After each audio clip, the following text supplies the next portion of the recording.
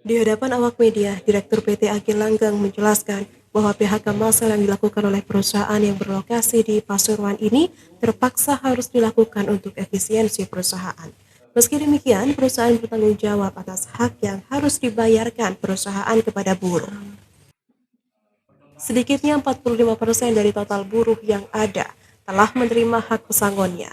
Sebagai konsekuensi atas penutupan pabrik, sementara 150 buruh lain yang menolak saat ini tengah berproses hukum di Dinas Tenaga Kerja Kota Pasuruan dan memasuki tahap mediasi. Kuasa hukum PT Agi Langgeng menegaskan kliennya telah memenuhi kewajibannya dengan membayarkan hak buruh sesuai undang-undang yang berlaku. Dan atas persoalan yang saat ini dihadapi oleh PT Agi Langgeng sama sekali tidak terkait dengan perusahaan manapun. Yang permasalahan PHK yang belum selesai ini sebenarnya sudah masuk ke tahap proses penyelesaian secara hukum karena sudah ditangani oleh Dinas Tenaga Kerja Kabupaten Pasuruan dan sudah dilakukan mediasi dan tinggal menunggu anjuran karena pada prinsipnya 150 orang ini perusahaan sudah menyiapkan pesangonnya sebagai kompensasi atas PHK-nya sebagaimana yang sudah dibayarkan kepada 123 karyawan yang sudah sepakat atas PHK yang memang sudah menerima pesangon sebagaimana undang-undang yang berlaku. Seperti itu. Pak, sejauh ini negosiasinya seperti apa sih Pak yang diharapkan dari 153 yang belum terbayar? 150 orang. 150 orang yang belum terbayar ini. Karena ini sudah masuk dalam ranah penyelesaian cara proses hukum di mediasi ya.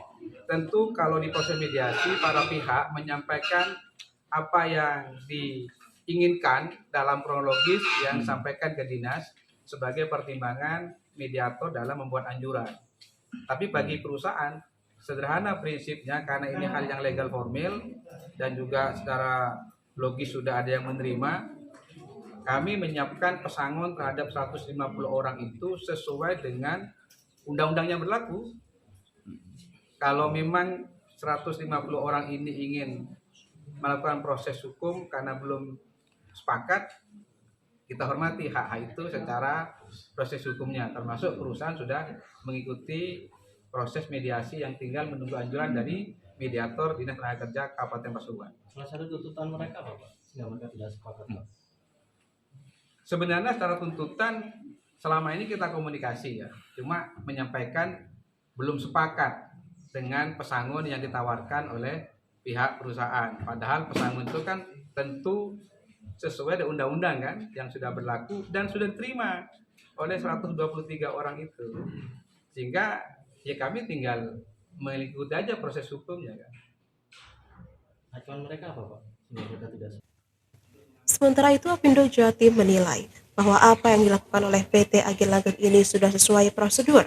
Apindo juga meminta kepada para buruh untuk menyalurkan aspirasinya di saluran yang tepat dan bukan melakukan aksi di rumah pimpinan perusahaan, apalagi yang tidak terikat dengan perusahaan yang tengah bersengketa dengan buruh, karena hal tersebut dapat mengganggu iklim investasi. Dari Surabaya, Muhammad Rajab melaporkan.